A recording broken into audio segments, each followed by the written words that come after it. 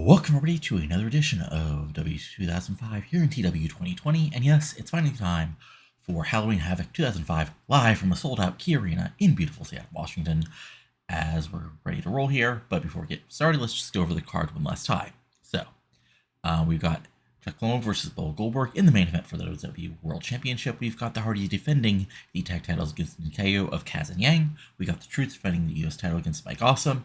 We've got the huge War Games, Submit or Surrender, losers must kneel to the winners of The Nest versus Deadpool. We got Eddy versus Sean O'Hare in the build off to their feud. Reckless Roberts defending the Cruiserweight title against Romeo Rossi. Alex Wright versus Tajiri. A big cage match of Brother Ray versus Jeff Jarrett, and a big triple threat of Evolution, Hart Legacy, and Helms and Tomko facing off. So the big show for Nitro, so let's get rolling and get things started here.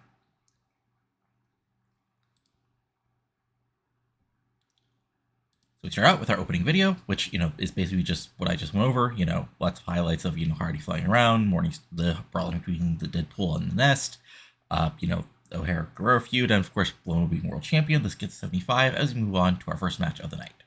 Well, actually, before that, as Brother Ray's coming out of the ring, the cage comes down. As the announcer's put over, he gets the first match of the night, is a huge Brother Ray versus Jeff Jarrett cage match. And yes, the first match of the evening is, of course, Jeff Jarrett and Brother Ray, and as you can imagine, this is not much of a catch-as-can wrestling match. This is just two men going to absolute war over each other, and, it's ugly. It's, well, probably not bloody, because, this is still in the 2000s, but this is just two guys going right after each other right from the start, they brawling, throwing into the cage, Brother Ray going out, quickly, his big, shoulder block, side slams, brawling, DDTs, even going for a power bomb, but Jarrett fighting out of it, taking advantage, hitting his big swing neck breaker, more brawling, working on the knee, taking down, trying to take down, Jarrett. Jarrett fights back, Brother Ray, not yet. Brother Ray fights back, hits a few big moves of his own, ends up with a DDT, hits a Samoan drop.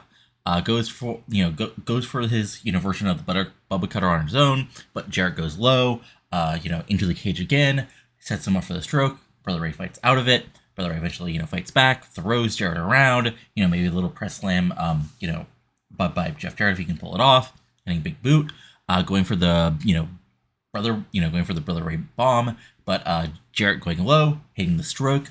Brother Ray counting out, kicking out right before 3.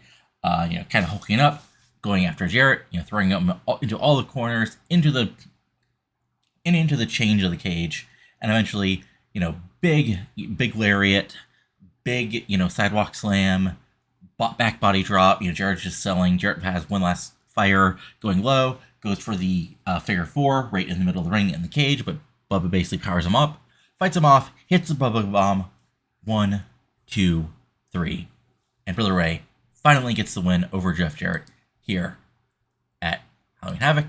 Unfortunately, we got dinged for bad announcing, which is interesting, but, Brother Ray got a 92, Jeff Jarrett got an 87, this overall got an 80, basically because of the bad announcing, which is unfortunately, but still a very good way to end things and give, Brother Ray a huge win here over Jarrett to start the show off.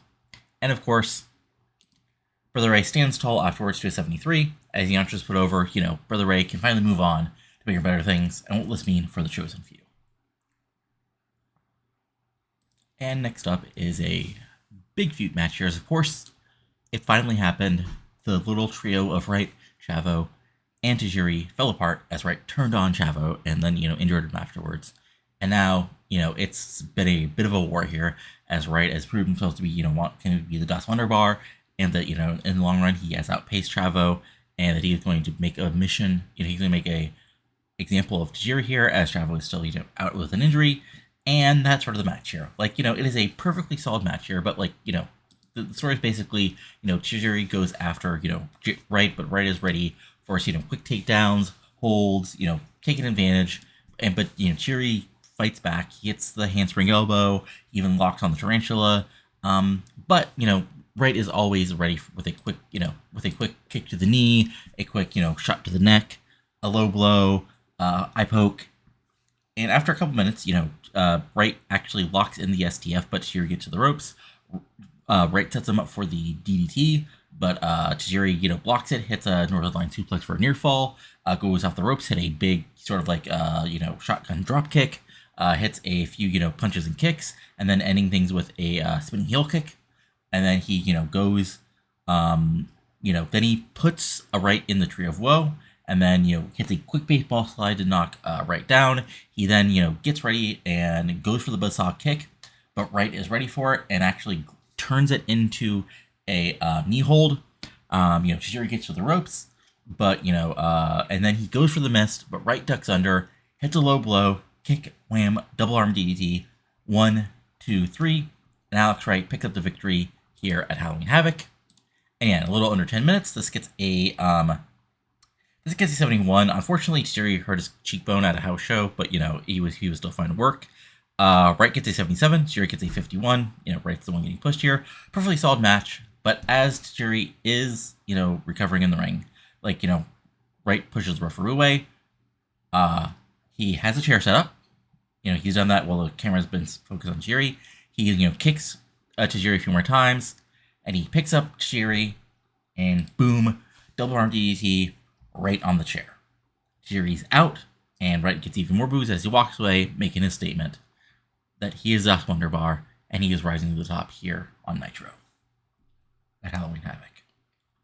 So there you go, fun stuff as we move forward to our next match. And next up is a very interesting triple threat tag match. Of course, this match was set up basically by Dawn Marie trying to get her men Toland on a pen and their big chance. So Eric Bischoff set a match where Toland teamed up with Tomko of the Helms and Tomko team against, a team made up of members of Evolution and Hart Legacy, with whoever got pinned losing a chance to be in a triple threat tag match at Halloween Havoc, and well, Toland Lippin lost, and we'll see where that goes. But it's, three of, the, top teams here on Nitro. Hart Legacy, of course, are former tag team champions. Evolution are quickly rising stars. And, Helms the former world champion, and Helm Tomko were going after the tag titles. And, this is sort of a, basically all action triple threat tag match. There's always, people doing some spots. We got Tomko doing his, his heel powerhouse stick, throwing Evans and Hart around. Cesaro comes in, does some quick European uppercuts, comes in on the sides. Helms comes in. They have a little segment of, two high-end workers working together. Cesaro actually gets the advantage on the former world champion, but Helms goes low, actually nails Cesaro with a super kick, but Lashley comes in and spears him to a big pop. Things break down there for a bit, but things eventually come down. Lashley throws people around, but the Hart Legacy do some, fun tag teams, actually tag teaming together to take advantage. They actually go for their big, modified heart attack, but on Cesaro, on Helms, but, Tomko gets involved. They brawl. Cesaro comes in, hits his sort of big spinning UFO on Helms, and actually gets a near fall. But then things break down again, and eventually what happens here is Tomko comes in, runs over Hart and Evans, and actually hits his cutter maneuver on Teddy Hart. But it's he isn't the legal man, as he turns right into a huge sort of running European uppercut by Cesaro, and then a Dominator on Lashley onto the massive Tomko. And Helms comes in, but, Cesaro's ready for him. 1, 2, 3. Evolution get the victory here at Halloween Havoc. And yeah, goes about 13 minutes. It says their elimination, I forgot to set up a triple threat. 65, which is pretty solid. Jack Evans gets a 94. Teddy Hart gets a 74, and he was not happy about losing, even though he wasn't getting pinned. But guess what? You're getting 74s, Jack Evans getting 94s. Jesus Christ. Cesaro's getting 59s. Lashley's up to a 35, which isn't bad. Tom goes up to a 54, and Shane Helms, of course, Shane Helms with an 83. But big one for Evolution here. And post-match, Cesaro, Lashley, and Flair all just celebrate to a 63, as the announcers are put over a huge victory here for Evolution at Halloween Havoc. And up next is the big Cruiserweight title match, as Romeo Rossi, gets his chance at Reckless Roberts, our Cruiserweight champion. And this goes way back to, Romeo, basically, the Roman Legion has basically fallen apart, and Romeo was on his own, readjusting, and he was, using what he has to his advantage. And we saw that when he was having what seemed to be some interesting what's the word I'm looking for? Some very interesting conversations with various female managers, leading him to getting, put in tag team matches or 6-man matches. But eventually, that failed, and Romeo's former friend back in New Jersey, Tony Santorelli, showed up and, basically told, Romeo to be his own man the way it really should be. And that was the birth of Jim Tan Laundry, and Romeo called out Reckless Roberts after Romeo had gotten a few wins, and now here we are. And this is, this is not the best match ever, but this is a very solid match. Like, the crowd doesn't quite care because these guys aren't over yet, but it's a very fun back and forth match. Romeo gets to hit a bunch of diving moves. He gets to play the high flying babyface. Diving shoulder blocks, hit scissors takedowns, big drop kicks, diving crossbody, slingshot springboard crossbody, and he just goes after Roberts attacking him. But Roberts, just is ready. He just basically takes it, and takes, eventually, is able to, hit a, take advantage, hit a suplex, and then keep things down to the mat. Big holds, suplex, locking in stretch plum, locking another submission, going for a big DDT to keep things at advantage. And then, he goes for a Northern Lights bomb. Romeo reverses. Romeo hits a few big moves in a row. Goes for the last kiss, which is his over-the-shoulder backdoor power driver. But Roberts goes low. And then what happens is, Tracy Roberts, Reckless Roberts' sister, gets up on the ring apron. Romeo goes over to confront her. And that allows Roberts to come from behind, nail Romeo from behind, with a big, sort of like, low blow, hit a huge, hit a big German suplex, goes up top, quick frog splash, Northern Light suplex, and then the very special thing is Tracy Roberts grabs Romeo's leg, 1, 2, 3, your winner, and still Cruiserweight champion is Reckless Roberts.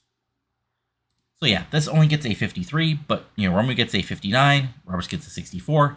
Fun stuff, and, moves things forward, and, gives a defense here as Roberts celebrates afterwards to a 50. Now it's time for another big time match, which, of course, has been building for the past, few months, as Eddy, of course, wants to prove, he's going to be the next, top guy here on Nitro. O'Hara's future shock from world champion, and these two have clashed. But here's the thing. They battle, but even though it's a really good match, there's something a little bit missing. Like, O'Hara's kicking out quickly. He's sort of dominating the match, throwing Eddy around with lots of power moves, but he can't quite get things done. Like, big boot, power slam. He hits the Widowmaker like 5 or 6 minutes in, but Eddy barely gets his foot on the ropes. Eddy fights back with fighting back with him cheating. Eventually hits the Three Amigos. But then he goes for the Blue Thunder Bomb. O'Hara blocks it. Picks him up, big running power slam, another big, chokes, big lariat, swings the ropes, big power slam, goes for the Widowmaker again, but Eddy turns it into a DDT. Eddy then rolls through, and goes up top for a frog splash, but O'Hara gets out of the way. And then, O'Hara picks up Eddy again for another Widowmaker, but as he's, basically throwing him into the move, the ref gets in the way, and there's a ref bump. O'Hara goes to take care of the ref. Eddy turns around, O'Hara turns around right into a huge chair shot from Guerrero, and then Eddy nails him again, goes up top, frog splash with the chair. The chair ends up on the outside as the ref recovers. 1, 2, 3, Eddy Guerrero gets the big victory at O'Hara, but not without a lot of help. So, about this match. So here's the thing. I think I've mentioned this before. One of my goals is I have to keep O'Hara above 78 overall in the USA. Now, here's the thing. When that was given, like, almost 2 years ago, he was a top guy, he was getting a big push, and that looked like not a problem. But here's when the thing is, and again, I haven't really talked about this, I think I mentioned this, is like, O'Hara's ratings are dropping really quickly. Like, part of the reason why this was a 14-minute match is because O'Hara can't go beyond 15 minutes, and even with this, like, he still, he was penalized for stamina. So even with this, so I sort of like made that part of the match, and also just to make sure he didn't lose this much overness from losing, even though like Eddy I think is more popular than him. I protected him, I kept him strong, and I have dominate, which is why I sort of had the match go the way I did. So hopefully it'll keep him over, because that way Bischoff isn't going to be happy, and this only goes for a couple more months, so then I can actually book O'Hare more normally, which is unfortunate that like he sort of like, I don't know, because I haven't like protested him or anything, so we'll have to see what happens there. But anyway, this gets to 69, because O'Hare gets to 74, Eddy gets to 91, so I assume like the protection, the domination, everything really hurt it, along with O'Hare getting killed for stamina. But of course, Eddy is not done here, so he gets the chair that he just used, and he goes to nail O'Hare again, but no, he stops. And with a cocky grin, he grabs another chair, puts the first chair under O'Hare's head, and it looks like it's time for a concerto.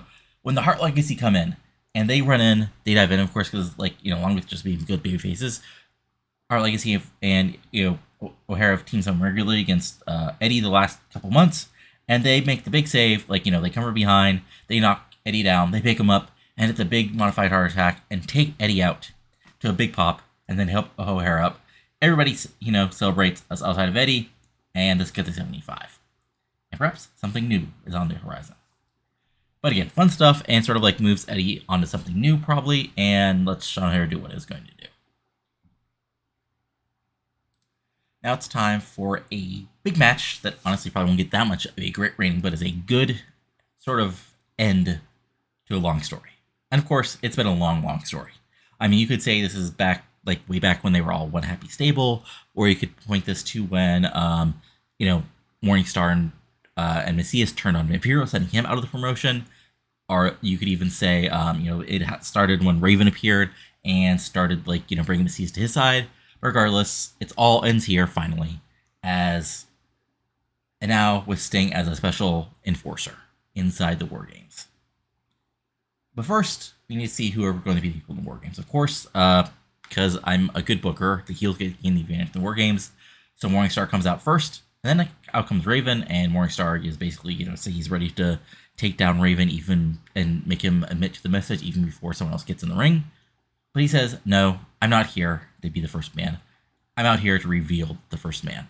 And then Saturn's music hits, and for the first time in years, Perry Saturn comes out to a WCW ring. So yeah, here's the thing. Saturn was supposed to debut last week on Nitro, but sort of was, you know, had a drug issue, like he was unable to perform. So he's here, and the good thing is only signed for a month, basically because, like, there's nobody I could bring up from Dev who I could, like, really build in the story. So here we go, former member of the Nest, helps out Raven, he's decently over, and Saturn goes in the ring, he gets a pop because he's Saturn, and the match is on between Saturn and Morningstar as WARGAMES begin. And I'm not going to show you just because, well, actually I can show you real quick now that's no longer spoiler. So yeah, let's get to 71, and Saturn's gimmick gets a great, I mean, basically, yeah, basic stuff. And now it's on to the actual match. Okay, fun stuff. Oh, this was an ugly match. I'm not going to get into this because wow, okay, Jesus. Lots of fun stuff. Even for people who didn't do what they, okay. Wow. Okay, anyway, I mean, it's Saturn gets a big pop, and he gets, like, you know, the early explosion babyface, just, like, nailing Morningstar with brawling, hits a big suplex, T-bone suplex, German suplex, you know, actually goes for the, actually hits the Death Valley driver, and locks Morningstar in the rings of Saturn, just as the initial 5 minutes are up, and out comes the first man to help out Morningstar, one of the members of Secrets of Sin, Killswitch, and of course, there we go, for the next 2 minutes, it's a beatdown, and Killswitch is just doing his brawling, Morningstar bursts Dark Team him, and then hitting some, you know, big kicks of his own, but then, the 2 minutes are up, and out comes the Prophet, to come in and, you know, basically fight with Morningstar, you know, Killswitch still throws around Saturn, but eventually Saturn fires back, you know, punches, kicks, Saturn and Prophet line up for a big double shoulder block, on Killswitch to knock him down. Then they both work on on Morningstar, not Daniels, as Prophet hits a big, sort of like a modified backdrop into a powerbomb on Morningstar to a big pop. Then Saturn locks in the rings of Saturn again, just as the other member of the Seekers of Sin comes in, Wrathchild, and he goes in right in and kicks Saturn in the back of the head to break things up. And then, you know, this Killswitch has recovered, and then the fight is on. Killswitch and Wrathchild going after Saturn and Prophet, and Morningstar is still directing traffic. You know, 3-on-2, and things haven't quite reached a fever pitch here. And then, as 3-on-2, things break down. And then finally, here comes the next man, and it is Raven. So, no, actually, Mesias comes in to a big pop, and he just comes in the House of Fire. Killswitch, you get a chokeslam. Wrathchild, you get thrown into the, into the other ring. Morningstar, well, you get to take a big bump over the top rope onto the floor. Taking a bad bump on your shoulder where you get injured. Which I'll get into after the match. And then, Wrathchild and Killswitch sort of recover and go after the big man, sort of 2-on-1, but Morningstar sort of breaks through and spears them both. Saturn and Prophet recover, go after Morningstar, and it looks like the babyfaces have the advantage until Kai Graves comes in, and the buzzer rings. In comes Kai Graves, the big tattooed monster, and he goes right after Saturn and Prophet, nailing them with spears, throwing them around, and then he and Mesias start to brawl, and it is a big old battle here. And eventually, Sting's there, but he's not doing anything as of yet, because he's here basically to watch and make sure things don't get too out of control. And then, the buzzer rings again, and in comes Raven, and now the match beyond starts. And this is where, things get really bloody and dirty, as, because basically, Raven comes in, and he just throws in some, random crap. Cookie sheets, kendo sticks, chairs. This has become a car crash, mayhem, crazy match, and everybody gets involved. But this is where, sort of the storyline really becomes the kicking into gear. As first, what happens is, Killswitch, Mesias has Killswitch, and he puts him in position for the Crucifix Powerbomb of Doom, and he is about to throw him over the top rope onto a stack of tables that's on top of some chairs. And Sting goes to stop him, but no, Sting doesn't stop him. And Morningstar is trying to get him to stop, and Sting sort of is like, I'm here to make sure somebody wins, not to get involved. And then Killswitch takes a big crazy bump through the tables, onto the chairs, and big pop for that. But then he turns around right into a fireball from Morningstar as Mesias sells that, and now it looks like the babyface issues are on disadvantage. But Saturn comes in, Prophet, but Raven's he's ready to go to Wars too, as he brings out something secret he pulled through in the ring that wasn't covered by the camera, a big barbed wire baseball bat, and he goes wild going after everybody. And he sort of then points it at Sting, and Sting just brings out his own bat, and that allows Morningstar to come back with some revenge. But Mesias slowly recovers, but that's not enough, as Prophet gets grabbed by Kai Graves, and Kai Graves sort of beels him over the top rope onto a stack of chairs that were set up, and another big bump. But, it's not enough, as Morningstar actually picks up Raven and drops him with not a angel wings, but an actual double underhook pile driver, which seems to really hurt his neck. Again, he got injured, so we'll deal with that. And it really looks, it's out. But rising up from the grave is Mesias, and he goes wild. He's just a man possessed. He's totally off the chain here. Kai Graves comes in and attacks him. Mesias basically no-sells him. Kick, throws him off to the corner. Killswitch and Wrathchild come in. They both get chokeslammed. Morningstar comes in and tries to pull off his mind control voodoo BS, whatever he's under control, and Mesias just grabs him, double choke bomb, and then Kai Graves comes in, but Kai Graves grabs, throws Mesias throws Kai Graves into the corner again, rolls outside, and out of the back, out under the ring, pulls out a damn sickle. And he is going to look like he is going to go after Kai Graves with it. And that's when Sting calls for the bell, and the match is over. The Nest have won. So, yeah, I had to sort of book on the fly there with my own head. This only gets to 66, but I sort of expected that because, half these guys aren't over. So yeah, Raven sustained a damaged neck. Morningstar suffered a damaged shoulder. Prophet got a 42. He's got a 77. Saturn got a 52. Raven got a 72. Wrathchild got a 57, Killswitch got a 67, Kiebler got a 51, and Morningstar got a 92. 66 overall. So let's see here. Yep, Raven, Morningstar. Okay. So basically, Sting takes the mic and says, that's that. It's over. Raven, you have won. Morningstar, your team is lost. And you know what the ramifications are. So it's showtime. Kneel or get the hell out. And after a moment, Killswitch, Wrathchild, and Kai Graves all leave out of WCW. Probably for good. Because honestly, I never... Maybe it's on me, but like they never got to the heights that I was trying to get them. But in the ring still are Morningstar and Morgan. And Raven is basically like saying, leave. Leave your message forever. Walk away. Prove that I was always right. And Morningstar takes the mic from Sting and says, the message will always survive. This is what I've been told to do by the message. And he motions to Morgan, and they both kneel. What's going to happen after this? Is Morningstar now under Raven? What's Raven going to do after this? It all remains to be seen. So yeah, let's get to an 88, which is really freaking good. Honestly, sort of pretty, fun times. So yeah, I mean, again, that was sort of like the blow off to the.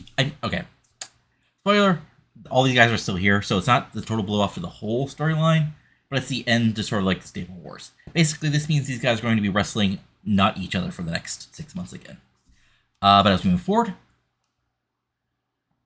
and basically as the Debris is getting picked up, set up, Kanyon comes out to a big pop, and he takes Mike and says, as some of you may know, during last week's Nitro, Don Fry got injured.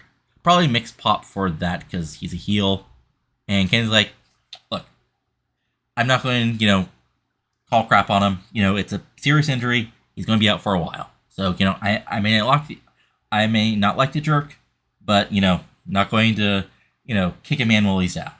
But what that means is my dance card is empty tonight.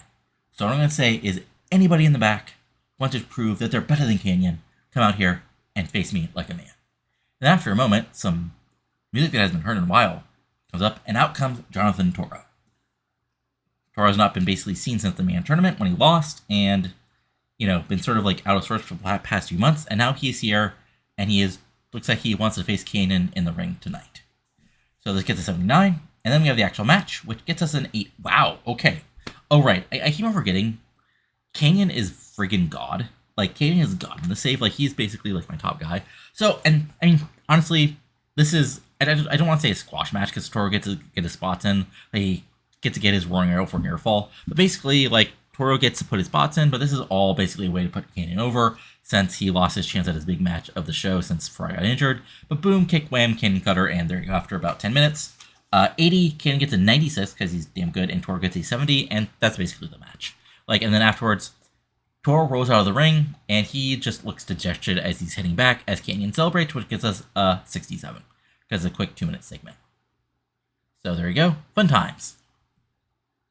And up next is our big U.S. title match, as it's Mike Awesome defending the title against the Truth. Of course, Truth defending the title against Awesome. Truth, of course, won the title from Awesome, and now Awesome, basically, this is sort of his last chance to take the title back to the Triumvirate and be able to be around his, his stablemates on Revolution, as right now he's sort of stuck on Nitro.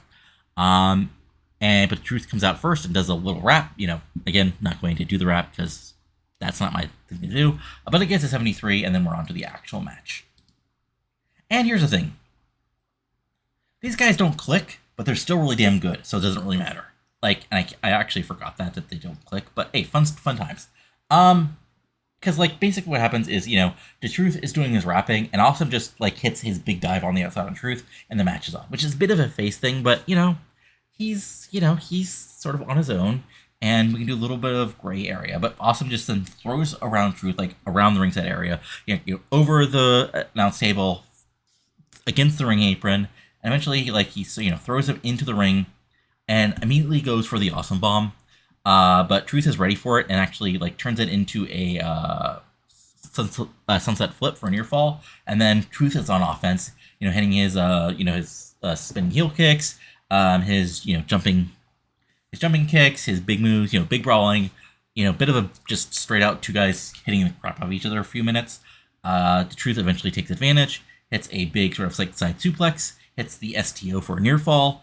Then as Awesome is getting up, he hits a corkscrew sort of scissors kick, like sort of the modified, not quite a spinneroonie, but kind of. Then he hits his lie detector, which is like sort of like his flying, corkscrew forms back kind of thing. And then he goes for a quick suplex plan for a near fall. Awesome kicks out and then takes over. Throws Truth around, big boot, press slam, clothesline, picks him up, awesome bomb. Truth gets out of it again, rolling a reverse for a near fall. Then he hits another big spinebuster, but also basically no sells it and runs him over for a lariat. Awesome, beats him down again, throws him out of the ring. But then he goes for another big plancha to the outside, but Truth gets out of the way. Awesome eats the ring barrier. Truth throws him inside, hits the lie detector again, hits an STO, and then picks him up. Boom, Truth or Consequences. 1, 2, 3. Your winner and still United States champion is the Truth. So yeah, they didn't click, but they still got a freaking 85, which is insane. Truth got a 75, Awesome got a 75. So let me see what this actually, so yeah, regular bonuses for those guys. Hot crowd, worker chemistry. Yeah, so I mean, these guys just like won out each other and the crowd popped for it. So great stuff as the Truth survives and, sets himself up as the U.S. champion. And Mike Awesome will have to figure out what to do on Nitro. And post-match, Truth celebrates, which gets us a 68. Oh, whoops, and I actually put him down as the road agent. Oops, that was my mistake. Anyway, moving on to our next match. A few months back, Kaz and Yang weren't doing much of anything. But Stacy Kiebler, fresh off a TV appearance and he visited Japan, was directed by a group of investors to bring them together as a tag team. And since then, they've been kicking ass and taking names, and now they get their shot at the World Tag Titles held by the Hardys. And, I mean, you know what this match is. Like, this is for top-tier, high-spot wrestlers just going, like, I mean, this is a proto-PWG, like, Young Buck style match, honestly. I mean, this is, like, Kaz, I mean, basically, it's a, like, series of 4 guys just using move after move after each other. We have Kaz hitting plenty of kicks, strikes, hard suplexes, slams, Jimmy Yang coming in, hitting, some big kicks, a double knee strike, hitting big dives, his corkscrew moonsault, 450 for near falls, double team with Kaz where Kaz hits a kick and he comes in with a big springboard moonsault for a near fall. And they're just right on fire, right from the start, being dominant, being the rising heel team that they are, with Stacy Kiebler, keeping things at ringside. But of course, the Hardys fight back. Hardys are the Hardys. They know what they're doing. Lots of double team moves. Inverted DT by Matt into a big senton by Jeff. Diving clothesline from Jeff Hardy, leading into a big side effect from Matt. And that's what these two teams basically do for basically most of the match here. Is they're just throwing shots at each other. Matt Hardy hits a big side effect for a near fall. Yang comes back with a 450 for a near fall of himself. Yang goes for a big handspring corner. Matt turns it into a big corner send out powerbomb. Jeff comes in as a babyface, hits, does his own brawling and fighting, hitting the Whisper in the Wind, and then tagging in Matt, who hits the Twist of Fate. Jeff comes in and then hits the senton bomb on Yang, but Kaz comes in and just kicks the hell out of Jeff Hardy right in the head. Things break down, we get a fight, but things, are basically, Stacy Kiebler is just there watching patiently. Eventually, Hardy hits his big, Matt hits his big leg drop. Hardy, Jeff comes in, does his own fighting. Eventually, we get another attempt at the Omega effect from Jeff and Matt, but Kaz comes in and Jimmy Yang goes low, and Kaz comes in and as sort of he's a heel house of fire, just kicking the crap out of Matt and Jeff, just legal man, just Kaz hitting with suplexes, locks him in the Kaz mission. Matt makes the save, but, Jeff is really, hurt by this. But, Jeff is a strong babyface, so he's fighting back. Kaz goes for his big, his big kick of doom. Jeff gets under it, is able to then hit a, sort of throw Kaz outside, hit a big diving plancha. Both men are kiebler, and this is where Stacy Kiebler tries to get involved, but then Matt Hardy comes in from the ringside, turns her around, pushes, basically has her take a bump, but that allows Yang to come in from the outside and hit a big diving moonsault on all three men. All four men are down in the ring. It really looks like it's going to happen as Matt throws Yang in. Matt throws Yang in, nails the twist of fate, and looks like he's going to tag in Jeff. But what he sees on the outside is, as Jeff is coming in, Stacy recovers, hits Jeff from behind with her high heel. Jeff turns around, but it's just a feint as Kaz comes in and boom, kick to the back of the head, and that's all distracted Yang just long enough to absolutely drill Hardy from behind with a sort of like proto backstabber. He tags Kaz in. Kaz comes in, kick of death on Matt. Yang gets tagged back in, up top, Yang time moonsault. 1, 2, 3. Your winner and new WCW World Tag Team Champions, Kaz, Yang, Ninkyo. So unfortunately, this only gets an 87. Yang gets a 60, Kaz gets a 97, Jeff Hardy gets a freaking 100. And again, Jeff, if I didn't think you were going to get hit for drugs right after the show, probably you'd be fighting for world titles, buddy. Matt gets a 90, which is great. Yang was off his game, Jeff was off his game. Deserved better announcing. Yeah, Tony, but everything else is good here. What actually hurt this match outside of just those getting bad things? Okay.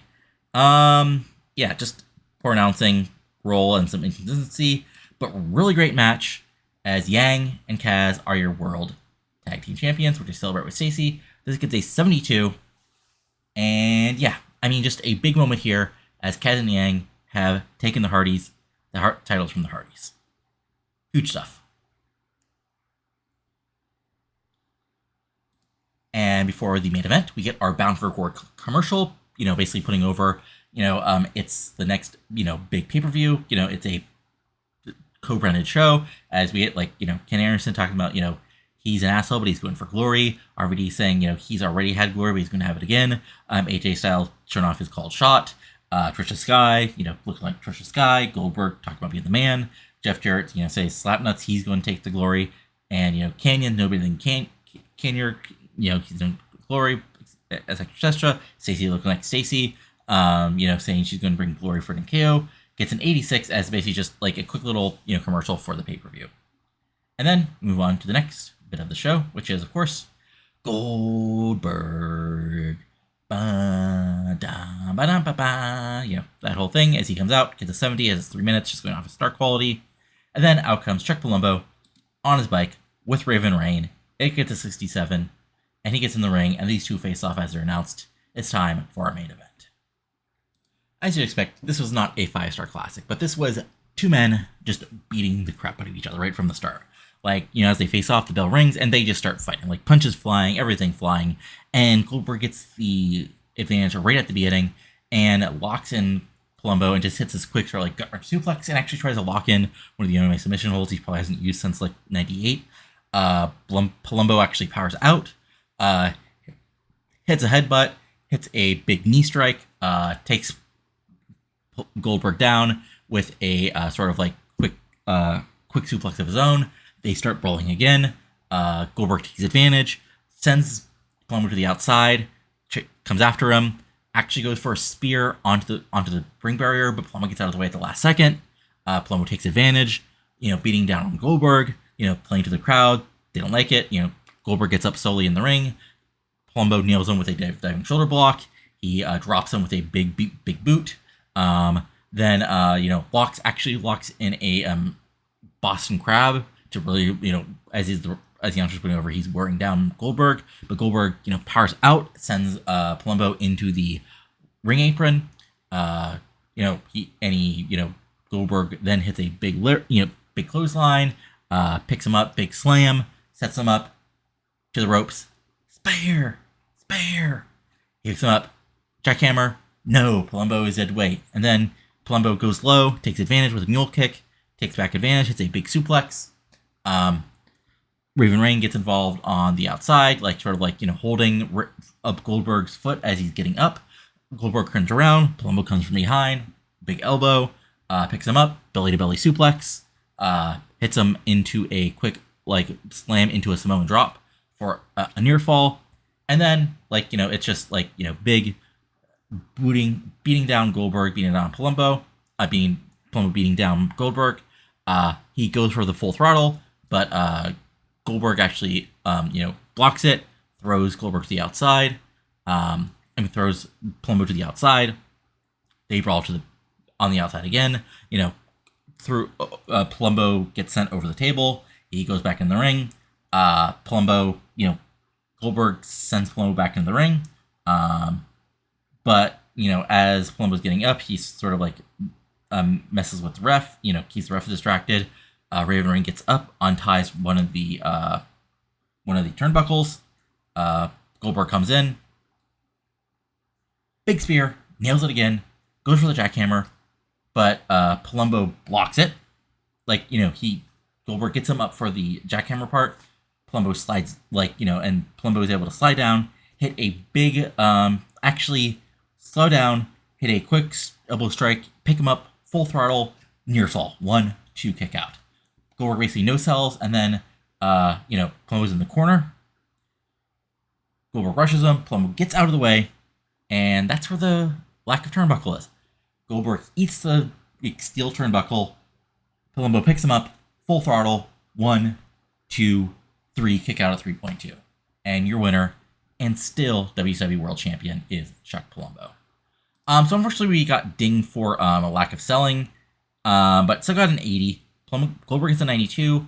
Palumbo gets an 86. I think it was just lack of sell. Okay, so just lack of selling. Interesting. That's actually okay. I didn't think that would knock it down that many points, but okay. Oh, also, Goldberg was not the happiest about doing a job here, even though I had it as tainted. But hey, what can you do? I wasn't going to protect him even more.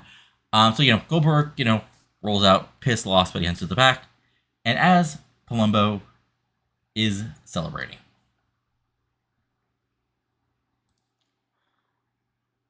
And as Palumbo is celebrating the victory, holding it high with Raine, AJ Styles' music hits to a big pop as he comes up to the top of the ramp.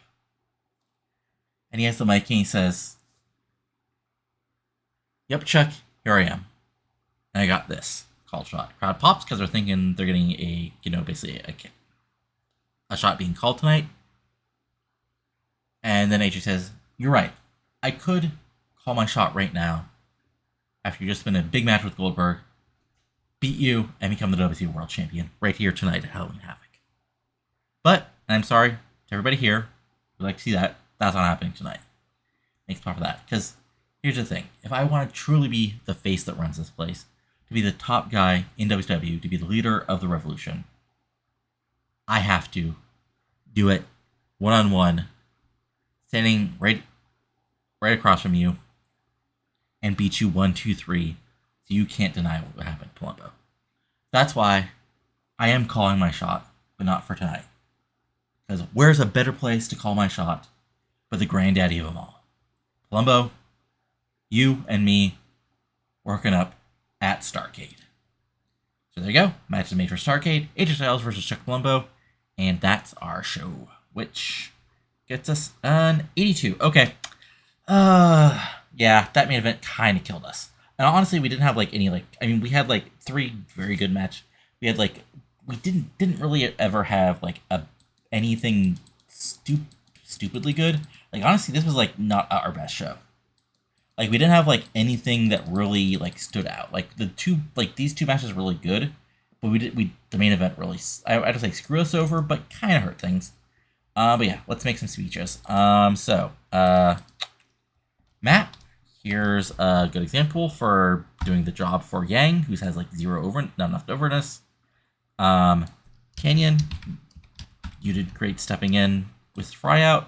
And Morningstar, not only did your side do the job, but you got hurt. So there you go. And we'll see what it does there. Hey, it's Shawn Michaels. He's a guy. So we'll just see. We'll check in first, like what the injuries look like for old Raven and Morningstar, and then we'll double check. See, well, we might like. We'll see what goes on here. All right. So yeah, that took a little longer. I just like.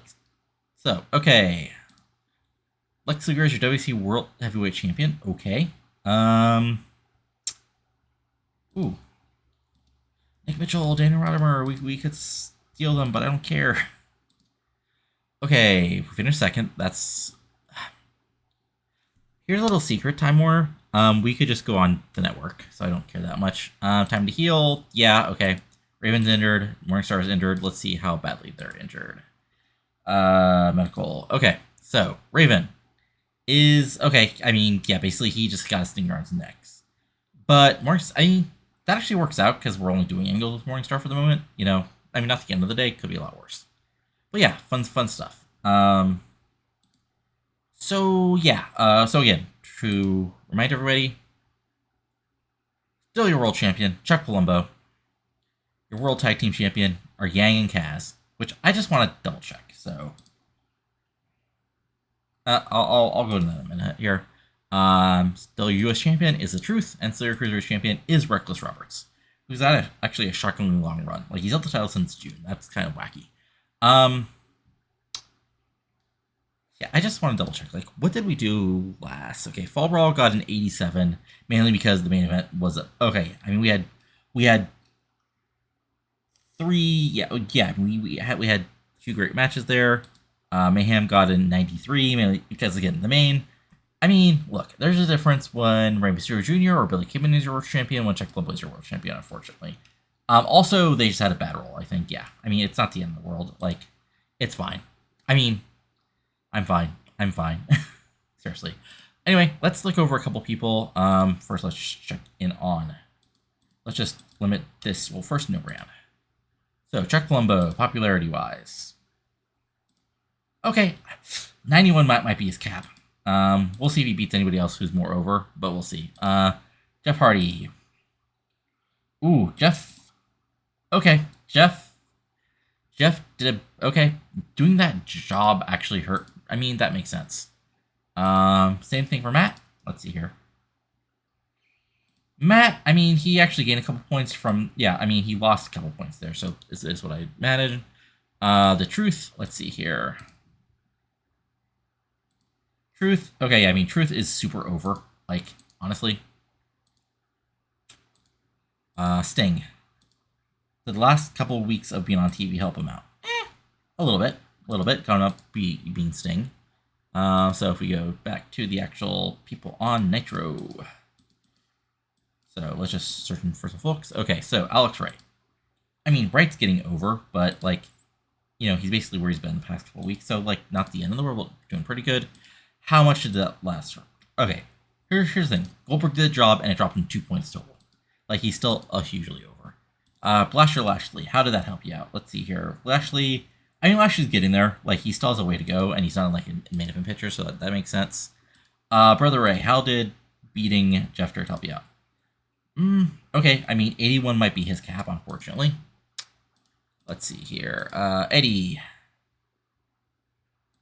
Eddy's Eddy. Like, he's back to being, like, a top guy after doing the job. Let's see here. Jack Evans. Was you really hurt by losing? A bit. Probably need to rebuild them a bit. Let's see. Jeff Jarrett. Jarrett is bulletproof. Like, he lost a point. He's still super over. He's a heel. Canyon, I don't care. He's still super over. Kaz. How much? Okay. How much was Kaz helped? I mean, yeah. Huge. Also, I'm just checking. Like, also involving Yang. Or Jimmy Yang? I think, yeah, there we go. Okay. So, yeah, they started teaming up in February. So, okay, actually, longer than I thought. And they've just been getting the super push since then. I mean, they are, well, also, yeah. well, not quite a super push, but yeah, they've basically, like, they've been doing some losses because they did the job at Slamboree and, like, yeah. But since then, they've been pretty consistently just, like, getting big wins here. So a big win for Kaz. Let's see here. Mesias. Mesias is somebody else who we need to, like, sort of rebuild. Like, he's stuck at 79, but I know he can get more over. Mike Awesome. Did you get really hurt by doing that loss? I don't think so. Okay, no. He's basically fine. Morningstar. Morningstar. I mean, yeah, he got helped out a bit here. Let's see here. Raven. Raven's actually pretty over now. Like, he's actually building up to where he should be. Reckless Roberts. I mean, slowly getting there. Slowly. Sean O'Hare. Okay, so yeah, doing all that kept him where he is, which is good. Shane Helms. Yeah, oof. Okay.